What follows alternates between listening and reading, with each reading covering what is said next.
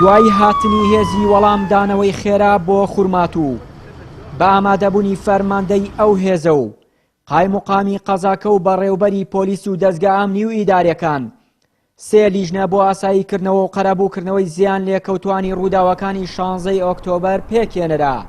قایموقامی خوورماتوو دەڵێت لیژنەکانمان دروست کردووە، هەر بۆیە داوا لە هاوڵاتیان دەکەین بگەڕێنەوە قەزاکە و ناوی خۆیان لە لیستی زیان لێکەوتوان تۆمار بکەن.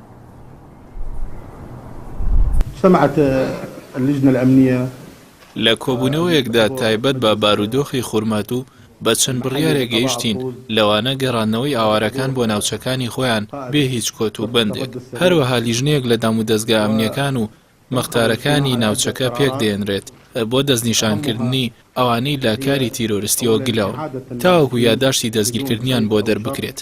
بە هیچ جۆرێکیش نابێت شاڵاوی هەڕەمەکی دەستگیرکردن بەڕێوە ببرێت. جگە لەوەش کار بۆ گێڕانەوەی خزمەتگوزاری بۆ سەرجەم ناحێوگوندەکانی سەر بە قەزاکە دەکەین. داواش لە هاوڵاتیانەکەین پەلە بکەن لە تۆمارکردنی ناویان و گەڕانەوە بۆ سەر ماڵ و حاڵیان. لە دوایی 16 ئۆکتۆبەرەوە بە سەدان خێزانی کوردی سنوورەکە ئاوارە و دەربەدەر بوون و بەدەیان دوکان و ماڵ و بازاڕی هاوڵاتیانی کورد بەرشاڵاوی سووتان و تاڵانی و تەقانەوە کەوتن. فەرماندەی فیرقەی وەڵامدانەوەی خێراش دەڵێت ئامانجمان لە هاتن بۆ خوورماتوو سەپاندنی یاسا و بەرقەراربوونی ئاشتی و ئاسایشە لە سنوورەکە. بەڕێوبەری پۆلیسی دووزیش وتی لە خوورماتوو 160 ئەفسەر و پۆلیسی کورد هەن. لە داهاتوویەکی نزیکدا بنکەیەکی پۆلیس لە یەکێک لە گەڕەکە کوردیەکان دەکەینەوە تا بتوانن ئەمن و ئاسایشی ئەو هاوڵاتیانە بپارێزن کە دەگەڕێنەوە شوێنەکانی خۆیان.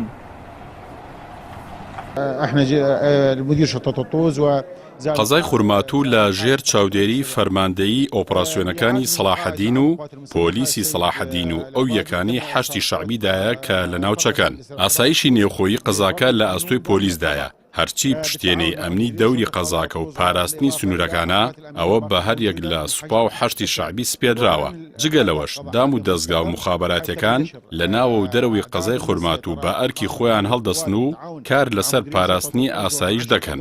دەربارەی کێشەی چەکیش ئێمە بڕیارێکمان دەرکردووە کە لە ناوچە ئەمنیە نائارامەکان هەر خێزانێک دەتوانێت بە مۆڵەتی پۆلیس ببێتە خاوەنی یەک پارچە چەک، بەڵام لە هەر ماڵێکدا لە یەک پارچە چەک زیاتر هەبێت دەستی بەسەردا دەگیرێت.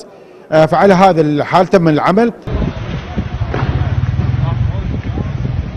لە پاش بڵاوبوونەوەی پێشێلکاریەکان و راپۆرتی نەتەوە یەکگرتوەکان و ڕێکخراوە نێوخۆی و بیانیەکان و چوونی وەفدی سێلایەنەکە بۆ بەغداد و وەفدی کەسایەتیەکانی خوورماتوو گەیاندنی سکاڵا و داواکاریەکان سەبارەت بەو قەزایە. سەرۆک وەزیرانی عێراق بڕیاری ناردنی ئەو هێزەی داوە بۆ خوورماتوو بە مەبەستی گەڕانەوەی ئەمن و ئاسایش بۆ ناوچەکە و گەڕانەوەی ئاوارەکان بۆ سەر ماڵ و حاڵی خۆیان.